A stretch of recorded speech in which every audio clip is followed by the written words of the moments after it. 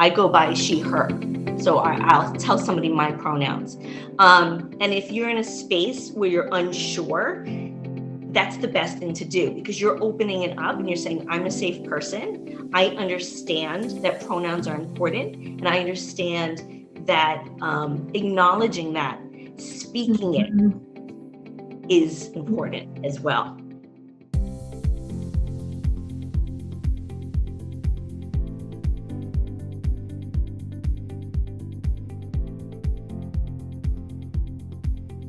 Hello, friends, and welcome to Season 4 of the Future Ready Librarian podcast series, Leading from the Library.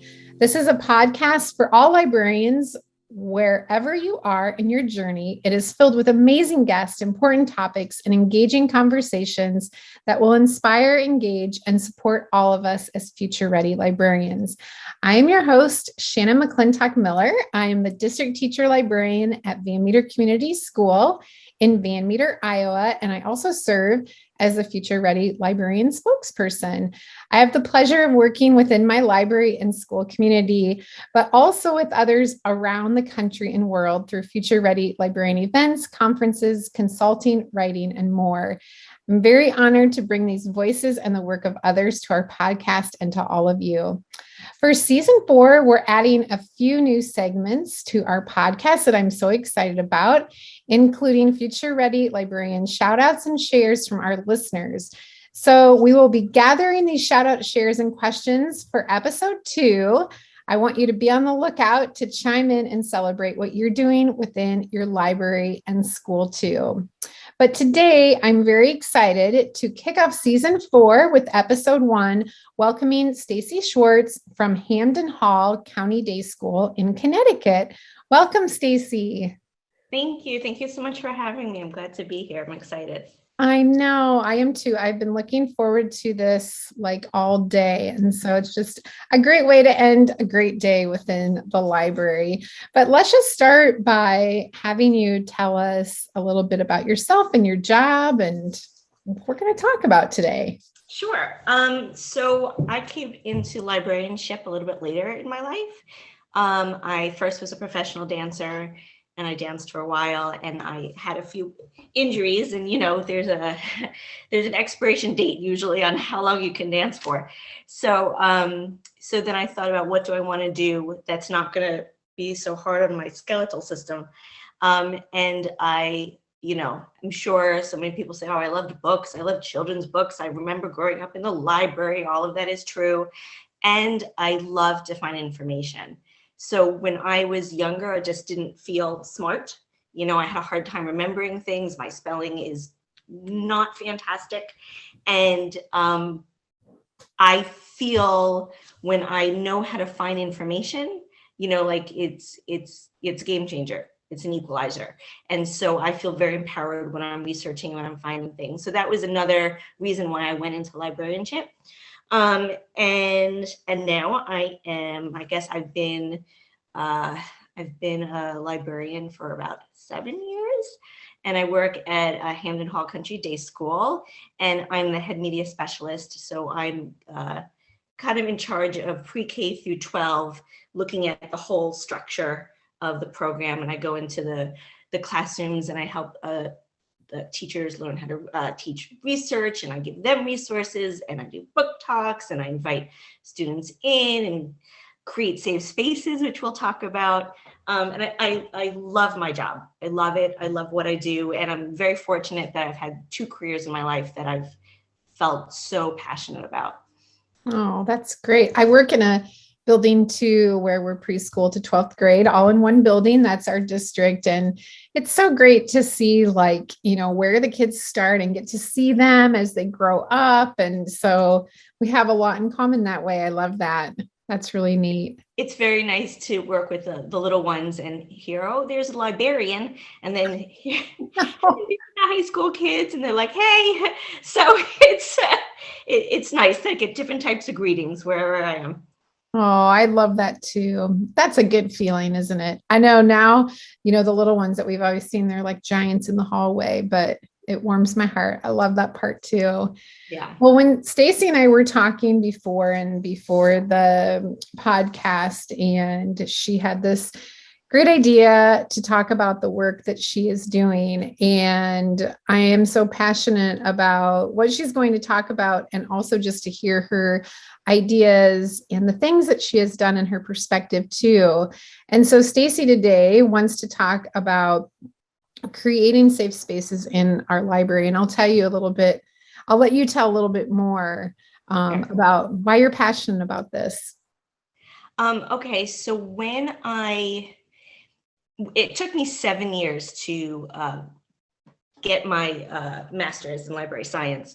I was doing it part-time, and I had a little one at home, and I was dealing with some dance injuries. I had 2 neck surgeries, I had 2 shoulder surgeries, all during this time. So there was a lot of things going on that influenced my journey. The biggest thing that influenced my librarianship was my son, who was born biologically female. He's transgender, and he started to transition in middle school, about a year into my journey in library science. So very quickly, because I said I love to research, and I look for books, I look for resources. When he came out to me, the first thing I did was scour the internet, because I needed to understand what it meant when he was saying to me, Mom, I'm a boy. And I needed to hear him, and I needed to embrace it, acknowledge it, validate it. And I didn't know how to do that. Besides, hugging him and telling him I love you, I didn't have the words. I didn't understand everything he was saying. So that started to bleed into, or just get absorbed into, all of the work that I was doing, all my classwork. I looked at it through a lens of an LGBTQ plus kiddo. And I was seeing firsthand what he was going through, the distress and the lack of resources that he had, the lack of representation in the classroom, the lack of understanding. He had some wonderful teachers, but they were on the same journey I was, because for a lot of them, he was their first student that had transitioned. So he started middle school presenting female, and then graduated middle school as his authentic self, which is male. So it was a huge journey. And I'm grateful that I was studying librarianship while I was doing it, because I was able to, just fall into everything, fall into all the materials and explore it, and then share my knowledge and share what I was learning. And I do want to say that I'm learning. I will continue to be learning. I'm not an expert. I am cisgender. I am straight. I'm not part of the LGBTQ plus community. And so everything that I'm sharing is the research and the resources that I have found. And I'm sharing my experience as a parent of a transgender, young man now, he's in college.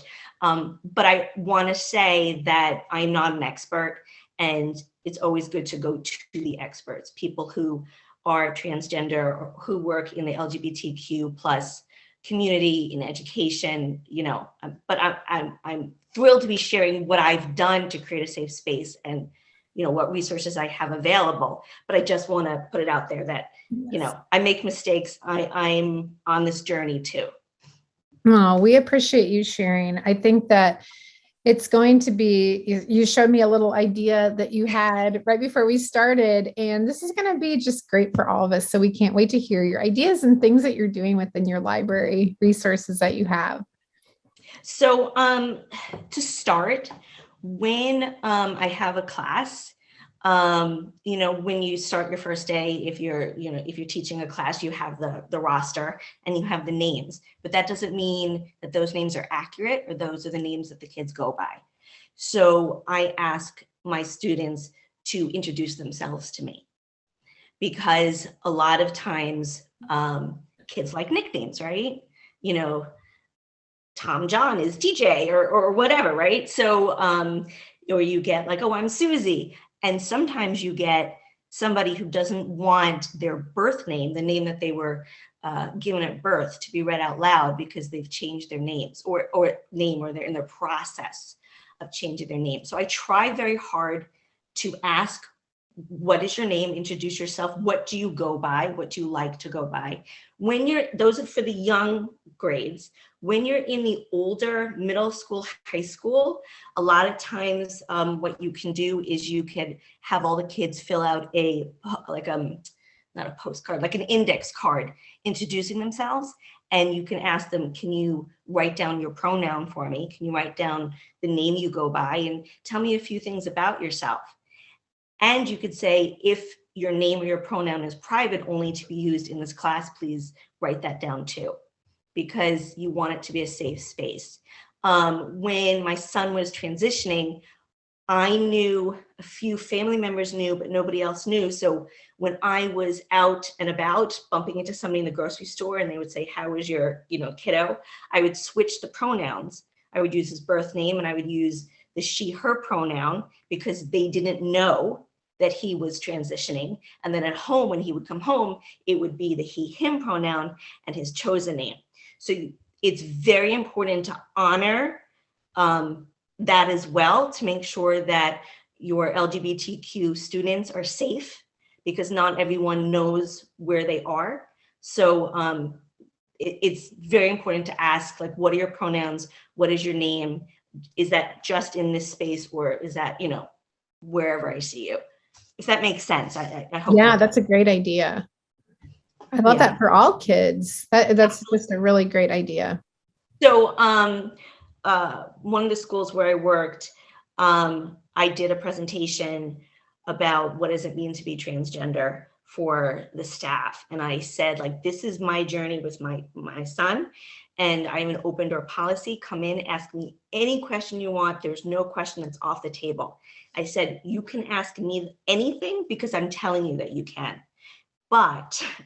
And you don't want to go up to somebody who is transgender or in the LGBTQ community and start asking them questions, because that's not their job to educate you, right? That's an added stress and could be an added trauma as well. They don't need that. But I said to everyone I work with, come ask me, I'm safe, it's okay. And so people would kind of, tiptoe in and say, can I ask you a question? And I would say, absolutely. And they would say, this might be a silly question. And there was no silly questions. Once in a while, I would say, somebody might ask me, oh, what was your son's birth name? And I would say, thank you for asking me that. I'm not going to share that because that is something that can cause harm or trauma to him. And it's something that it's very uncomfortable for him. But thank you for asking me. And then let's talk about what it means if you dead name someone. What does it mean if you call them by their birth name? What does it mean when you affirm them and call them by their chosen name? And how wonderful that is. And what happens when they see a piece of paper with their chosen name on it, and how just amazing that is for them. So no question was off the table. But again, I just want to say, like, if you're going to an educator for those questions, great. But I would say, don't go to, you just don't walk up to anybody and start asking about their journey. That's not appropriate. But I tried to make it a safe space for the teachers to ask me any question that they wanted. And I try to make it a safe space for all students who come in to feel that they can be authentically themselves. So should I talk about some of the other things I would love that. Okay. So signage is, we all know how important signage is, right? We have signs everywhere. A sign that just says everyone's welcome here, as simple as that. Rainbows are connected to the LGBTQ plus community. So, everyone is welcome here, or we respect, all diverse voices, and not just one little sign. You want the signs, just like everything else in a life.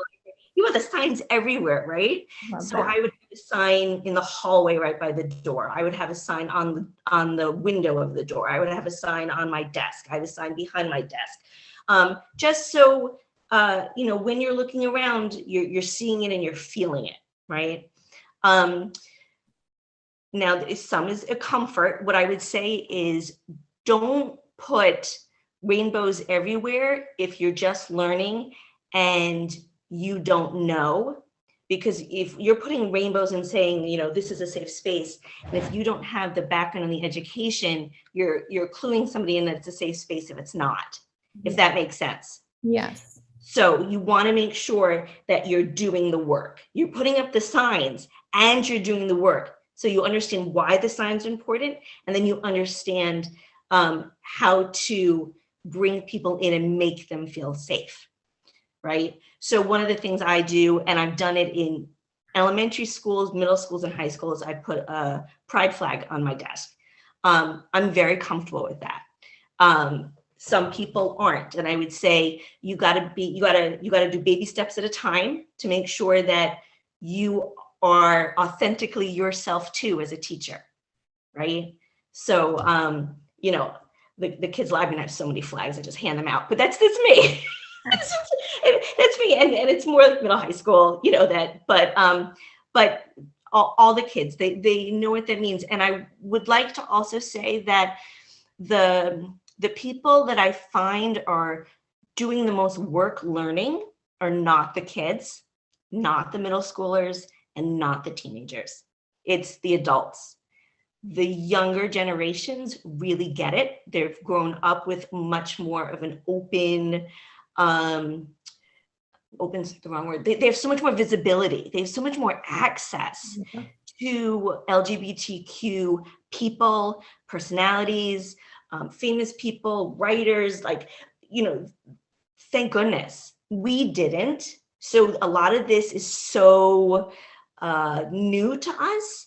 So I find that, I'm the one stumbling. People in my generation are stumbling way more than anyone else's, because when I bring in books, sometimes people get like, this, they might not understand. I'm like, no, you don't understand. They understand. This isn't. So we have to kind of check our comfort zone. Like, really, is it me? Or is it like, because the kids are fine. Yeah. Right? So signage is really important. The other thing you want to do, and I said names and pronouns. When I introduce myself, and I didn't do it today, but I go by she, her. So I'll tell somebody my pronouns. And if you're in a space where you're unsure, that's the best thing to do, because you're opening it up and you're saying, I'm a safe person. I understand that pronouns are important, and I understand that acknowledging that, speaking it is important as well. So if I walk in and say, hi, I'm Stacey, she, her pronouns, then you're inviting somebody else to say, oh, my pronoun is whatever. And also that there's so many different types of pronouns. So you have male pronouns, he, him. You have, quote unquote, female pronouns, she, her. You have pronouns that people who are gender nonconforming or non-binary, they, them. And sometimes people use they, he, or they, she. And there's also z's or zim. And there's, I don't want to misspeak. So there's a lot of different pronouns. So you might not know the pronouns that they're saying. If somebody tells you their pronoun and you haven't heard that before, you could ask them politely, oh, can you say that again? Thank you. Or can you, then talk to them about it, see them, they're visible, make sure that they know that they're heard. So knowing pronouns, and I can't show that's a podcast, but I have a box of pronoun pins on my desk that I got from Glisten. And it just says, my pronoun is she, her, my pronoun is he, him. I also have pins that says my pronoun is, and there's a space for people to write their own pronouns. So I have a bunch of Sharpies on my desk as well. So kids come in and they pull out the pronouns and they, would write their own pronouns as well. Again, I'm signaling that this is a safe space. I might not know what your pronoun is, but I'm asking you to, if you'd like to share it with me, then I'm available for that. Right. So what else? Oh, something great for younger kids, especially when I was doing a whole unit on snow and whatever, I would say snow person. And at first the kids were like, snow person? And I was like, yeah, of course, snow person. And they were like, oh, all right. Like, you know what I mean? Like for them, it's like, oh, I haven't heard that before. Oh, that's okay. I get it. You don't have to go into detail. Change it up. Because if you listen to the way that you talk, we're so gendered. We're so gendered. When I'm reading a book, if the bear is a he and the rabbit is a he and the dinosaur is a he, I change the pronouns up. There's no reason why the dinosaur can't be they or the dinosaur can't be she. So the more accessibility, the more kids hear themselves, see themselves in stories, the more comfortable they are, the happier they are. And, there's a lot of very troubling and upsetting statistics about LGBTQ plus kids. When they're not accepted, the rate of suicidality is extremely high. If they have one adult in their life that is affirming, that plummets. And so it is imperative for the safety of our kids to see them and hear them and embrace them. The other thing that I'll say to whoever is you don't have to understand, right? I'm a righty. And people say, well, how did you know that? How did you know that how did your son know that he was a boy? He told me. He knew. I trust him. How did you know that you're a righty and not a lefty? I just knew. How did I know that I was the girl? I knew. How did I know I was heterosexual? I knew. And guess what? It's okay if kids don't know. And it's okay if kids kind of, go back and forth on that line a little bit. That's everyone's journey. Everyone's on their own journey. And I accept whatever you tell me you're experiencing in your life. It's not my job to tell you what you're experiencing. It's my job to listen, to hear what you're saying. So that's really important as well. I don't remember why I got onto that, but okay. It's important. Yeah. So signs, buttons, I wear a button, language, using language is really important. Oh, and correcting yourself and being humble and being accountable, especially for us, that the people that are not in the LGBTQ plus community, right? We have a certain privilege and we have a certain responsibility. I don't walk around all day getting misgendered. Nobody says to me, Mr. So-and-so, right? I don't go around all day, like people will say to me something about, your boyfriend or you're this or you're that. No, I'm in this heteronormative space where I'm not bombarded by messages that I'm so different. So it's my responsibility to speak up when somebody in the LGBTQ plus community is, somebody is, or even if nobody is around who's in the LGBTQ plus community, but somebody is misspeaking or being harmful or hurtful. So if somebody is using derogatory language, it's my responsibility to speak up. If somebody is misgendering somebody else, it's my responsibility. And it doesn't have to be mean or angry. It could be like, oh, I'm not sure if you're aware, but so-and-so goes by they, them. Very simple. Oh, that's not their name. Their chosen name is this. So I take that as a very serious responsibility. And I think that also creates a safe space. If people can also hear that you're doing that, and when I make a mistake, I correct myself. And what I learned, and again, the hard way, because if I would misgender my son, I would, oh, I'm so sorry, and I didn't mean it. And all of a sudden it's like about me. It's not about me, right?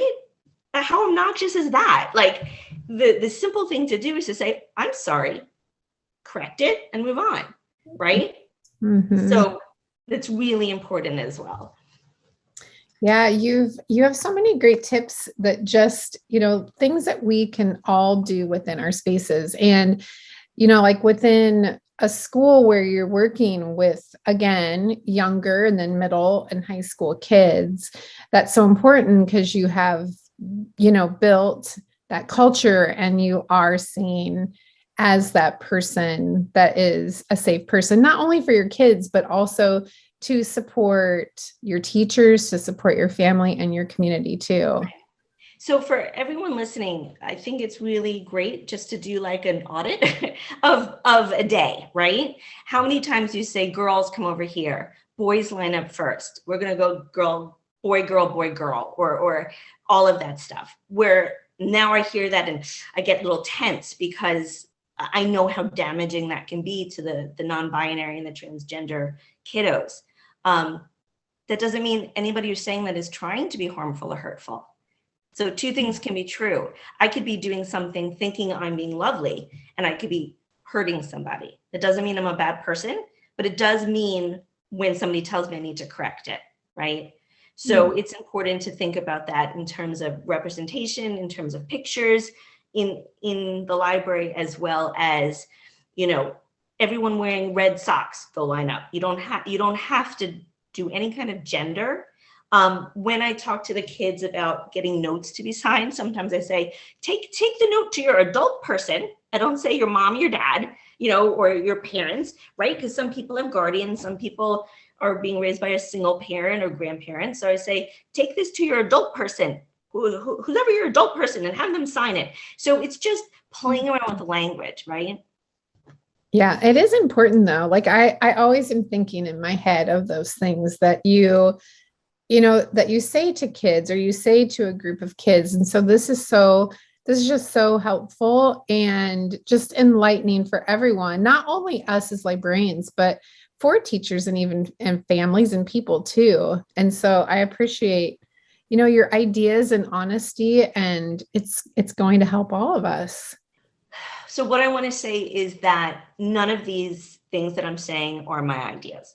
Maybe there was one thing that I came up with, but it's because there are people who were gracious enough to let me in and to share with me their experiences and to tell me, you know what, there's a different way to do it that's not harmful or hurtful to people, Yeah. And it's really important not to get defensive. And it's very easy to get defensive. And it's very easy to get your feelings hurt because nobody wants to feel that they're hurting somebody else, especially if you have like just this great heart and you love students and kids and I would never do anything to hurt somebody else. Well, maybe not purposefully, but we can all learn, And I have said to my son a gazillion times, make a mistake, I'm sorry. I know that hurt. I didn't mean it, but I do know that hurt. Yeah. And I would try.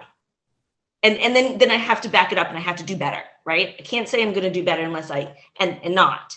Yeah. So I have to say I'm going to do better. And then I have to show that I am doing better.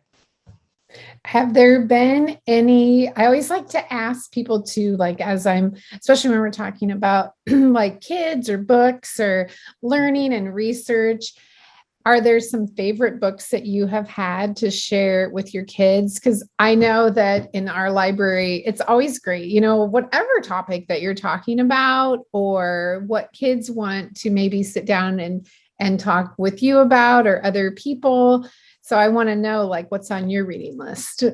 So what I will say is this, my reading list changes constantly. Yeah. What I would say is if you're looking for books with LGBTQ plus characters, the first place I would look is at LGBTQ plus authors. It's really important to make sure that the representation is correct. So at first, the books that I was gathering, they weren't. and I wasn't aware. I was grabbing a book that had a topic, right? And I wasn't looking at the author. And sometimes there's these very stereotypical tropes that you start to read, and things that aren't authentic and not joyful. So I would say absolutely look at those, like go to ALA, go to the website, go to the roundtable, the LGBTQ roundtable, and see their list. I sent you a link. I don't know if we good. Of so many different resources, book lists and organizations. So that's where I go. And if you look at so Connecticut, we have like the Nutmeg Awards, right? Every state has their own awards. And then if you look at these lists and you can see in these awards, you can see the shift, because a lot of these awards now, they're now books on there with LGBTQ plus characters, or they're written by somebody in the LGBTQ plus community, which is amazing. Yes, so I would say go find the books that have true, authentic representation. Yeah, I love that you shared a list, and we will make sure that is in the notes of the podcast, because everyone will want to see these things that you're talking about. I hope so. That's wonderful. I love that. Yeah. And I've already talked to Stacey about being part of a webinar in the future, because I know that it would be just a great topic to expand on, even more conversation. I would just love it and love your ideas. Your kids are lucky, my friend. Your son is lucky to have you too as a mom. So I'll tell him you said that. Yes, I've just enjoyed this conversation so much, but thank you for joining us. Before we go, I have to give a shout out to the Pride Alliance, because maybe one kiddo will hear it. So hello, Pride Alliance. I just have to, I'm one of the absolutely. That's awesome. Well, I'm glad that you did. I know we appreciate everything that you shared, and it's great because we're all going to be able to find Stacey's information attached to this podcast, along with resources and something new, a certificate of professional development that you can download and fill out to use. So as always, thank you for all of our listeners for joining us for this episode of the Future Ready Librarian podcast series, Leading from the Library. And a very special thank you to our sponsors, Follett. You make a difference in our library, schools, and within our lives, and that of our students every day. And we appreciate everything that you do. Please send your Future Ready Librarian shout outs and shares to me at either my email, shannonmcclintockmiller@gmail.com, or tag me at Shannon M. Miller. And I hope that you take everything that you learned today in today's podcast and put to use within your practice as a Future Ready librarian. Until next time, friends, keep finding ways to lead within and from your library. Thank you for joining us for the Future Ready Librarian podcast, Leading from the Library. I would like to also thank our sponsor, Follett Learning, for their amazing continued support.